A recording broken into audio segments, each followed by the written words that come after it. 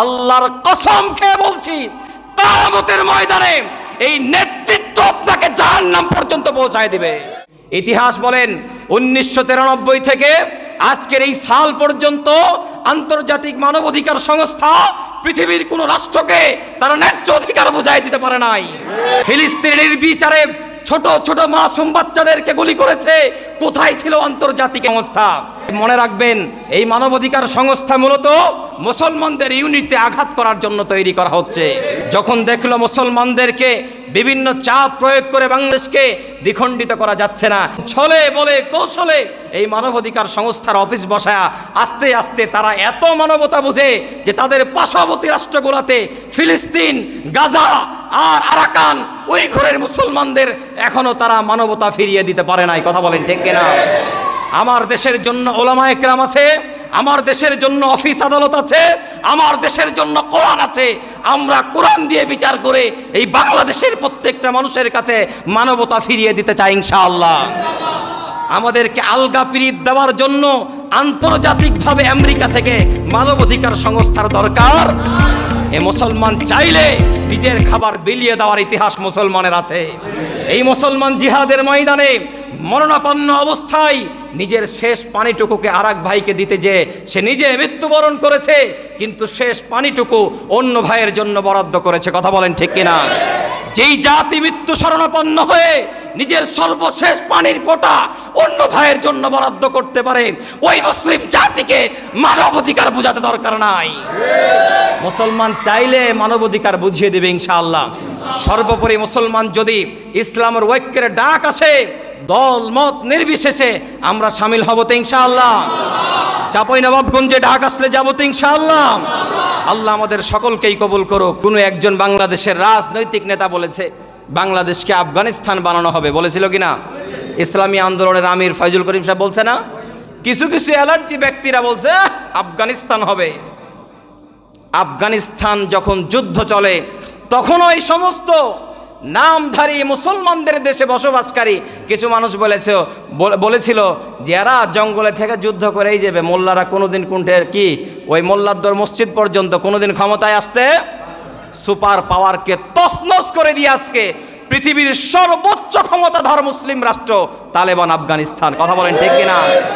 আজকেও যারা ওই কথার কটাক্ষ করেছেন, মনে রাখবেন বাংলাদেশে যারা নির্বাচিত হয়েছে গত ৫৪ বছর ধরে, এদেরকে কোনো হিন্দুরা ভোট দিয়ে ক্ষমতায় নিয়ে আসে নাই, এদেরকে কোনো খ্রিস্টান ভোট দিয়ে ক্ষমতায় নিয়ে আসে নাই। আমার জানা মতে মুসলমান নামাজে দুর্বল হতে পারে, মুসলমান আদর্শে দুর্বল হতে পারে, কিন্তু মুসলমানদেরকে আপনারা ছলা কলা বুঝিয়ে ডিভাইডেশন তৈরি করে ৫৪ বছর শুধু ক্ষমতার পালাবদল করেছেন আর রাজ সিংহাসনে থেকে মুসলমানদের রক্ত চুষে গিয়েছেন। এটা জাতি এখন বুঝে। বাংলাদেশের এই ৯৮% মুসলমান এবং বর্তমান সময়ের ওলামায়ে কেরামরা যদি আবার নিজেদের সমস্ত ভেদাভেদ ভুলে ইসলামের একটা বাক্স তৈরি করতে পারে, ইনশাআল্লাহ এবার নির্বাচনে ইসলাম ক্ষমতায় যাবে ইনশাআল্লাহ।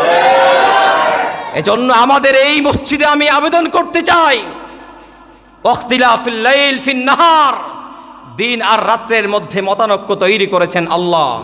ব্যক্তি হিসাবে মত ও আদর্শের লাইন থাকবে আলাদা, ইসলামের মৌলিক বিধানে কারো কোনো ভিন্নতা আশা করা যাবে।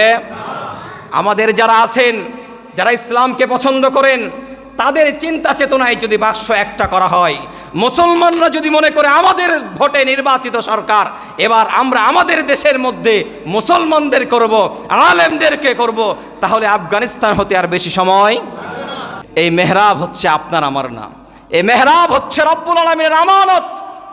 আপনার ইন্ধন, আপনার ব্যক্তি পূজা, আপনার মনের আর নফসের চাহিদার কারণে যদি কোনো ব্যক্তিকে পরিবর্তন করেন বা কোনোদিন করেছেন বা আগামীতে করবেন, আল্লাহর কসম খেয়ে বলছি কিয়ামতের ময়দানে এই নেতৃত্ব আপনাকে জাহান্নাম পর্যন্ত পৌঁছায় দিবে। আবু জাহেল, উতবা, সাইবা শুধু মুহাম্মদ রাসূলুল্লাহ সাল্লাল্লাহু আলাইহি ওয়াসাল্লামকে হত্যা করেছে এমনটা না, তারা চেয়েছিল রসুল যেন মক্কা আরব আমিরাতের মধ্যে ইসলামের কথা না বলতে পারে। আজকেও যারা যুগে যুগে চাইবে এই মেহরাব ওয়ালারা এমন কথা বলুক যেটা আমাদের পক্ষে যায়, এমন কথা না বলুক যেটা আমাদের পক্ষে যায় না, আর এই মর্মে যারা কাজ করবে, আবু জাহেল, উতবা, সাইবার বললাম না, তবে তাদের উত্তরসূরিদের চাইতো আপনাদের ভূমিকা কম বলে আমার মনে হয় না। আল্লাহ রসুল ছিলেন ব্যক্তিগতভাবে ইমানদার, রাজনৈতিকভাবে ইমানদার, পারিবারিকভাবে ইমানদার, ব্যবসায়িকভাবে ইমানদার। তার সারা জিন্দেগির প্রত্যেকটা কাজ ছিল ইমানদারের। কথা বলেন ঠিক কিনা? পারিবারিকভাবে যেদিন আপনি মুসলমান হতে পারবেন, সেদিন মুসলমানের কন্যাতে গায়ে হলুদের অনুষ্ঠান হতে পারে না। মুসলমানের কন্যার বিয়েতে ডিজে বক্স বাজিয়ে মুসলমানের ইমানের মেয়ের বিয়ে হতে পারে না। এজন্য আপনি ব্যক্তিগত ইমানদার হয়েছেন, পারিবারিকভাবে এখনো ইমান আনতে আপনি আপনার ব্যবসায়িক অবস্থান থেকে ইমানদার হতে পারেন নাই। যে ইমানের বলে বলিয়ান হয়ে সাহাবা একরাম রাজত্বের ক্ষমতা ছেড়েছে, রাজ সিংহাসন ছেড়েছে, ব্যবসা বাণিজ্য ছেড়ে দিয়েছে শুধুমাত্র ইসলামের হুকুম না থাকার কারণে। আজকে আপনি সামান্য একটু সুখে থাকার কারণে, সামান্য একটু অর্থবিত্ত আর সম্পদের মালিক হওয়ার কারণে সুদের মতো হারাম সংমিশ্রিত ব্যবসা প্রতিষ্ঠানে নিজেকে সংযুক্ত করছেন আর মসজিদে নামাজ পড়েছেন। মনে রাখবেন, এটা ব্যক্তিগত ইমান, ব্যবসায়িকভাবে এখনো ইমানদার হতে পারেন নাই।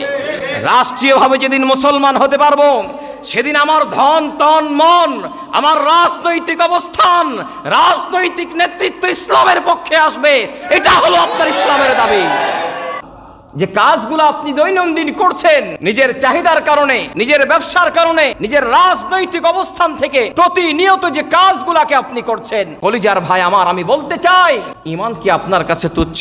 ঈমান আপনার আখিরাতের কাজে লাগবে। অথচ আজকে আমি আপনি ঈমান ভঙ্গের কারণ জানি না। ইসলামের নানান বিধানকে নিয়ে আমি তুচ্ছ করি, ইসলামের পোশাকগুলোকে নিয়ে আমি কটাক্ষ করি, ইসলামের নানান বিধানকে নিয়ে আমি প্রকঞ্চিত করি। ব্যক্তিগতভাবে সবাই মুসলমান। নামাজের নাম কি ঈমান? রোজার নাম কি ঈমান? শুধুমাত্র দান সাদকার নাম কি ঈমান? অর্থ সম্পদ আছে, যাকাত দিবেন, এটার নাম ঈমান? ঈমান হলো একজন মুসলমানের ওযু বানানোর পর থেকে মসজিদে নামাজ পড়ার পরে যে সুপরিকল্পিত চিন্তা আসে, এই চিন্তাটার নাম হলো ঈমান। রাষ্ট্র ক্ষমতায় কাকে বসাতে হবে, এই চিন্তার নাম হলো ঈমান। বাংলাদেশে বসে থেকে ইসরায়েলকে বয়কট করতে হবে, এটার নাম হলো ঈমান। বাংলাদেশে বসে সুদী কারবারের সাথে সমস্ত সম্পর্ক ছিন্ন হবে, এটার নাম হলো ঈমান। ঈমান শুধুমাত্র নামাজের নাম ঈমান না। এজন্য আমি আপনি ব্যক্তিগতভাবে মুসলমান হয়েছি, রাষ্ট্রীয়ভাবে এখনো মুসলমান হতে পারিনি।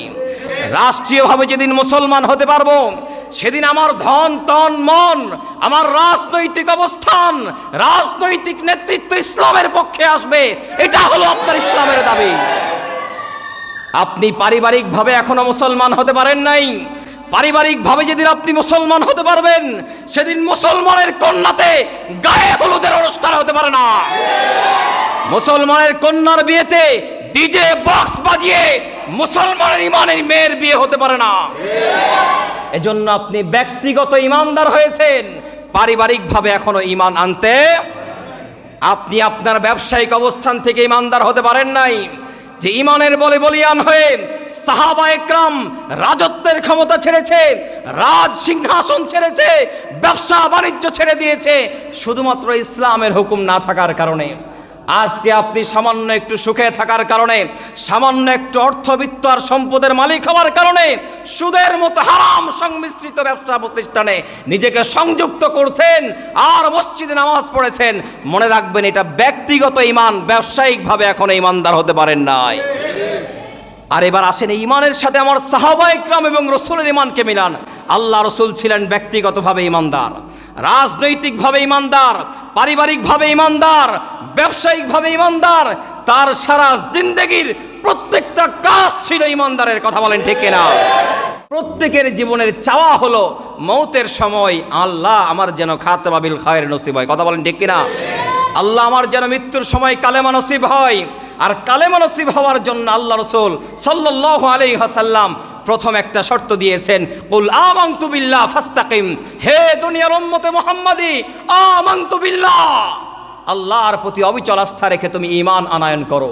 ফাস্তাকিম, শুধু ঈমান আনলে হবে না, এই ঈমানের বলে বলিয়ান হয়ে শতভাগ আস্থার সাথে পৃথিবীর সকল বাতিলের সাথে আপসহীন লড়াই করে তুমি যদি কাফনের কাপড় পড়তে পারো, হাত্তা ইয়াতিয়াকাল ইয়াকিন, রব তোমার ঈমানের যে শাহাদাতের মর্যাদা, রব তোমার ঈমানের যে সুসজ্জিত অবস্থা দান করে, রব নিজে দিদারের জন্য অপেক্ষমান। আল্লাহু আকবার কাবীরা।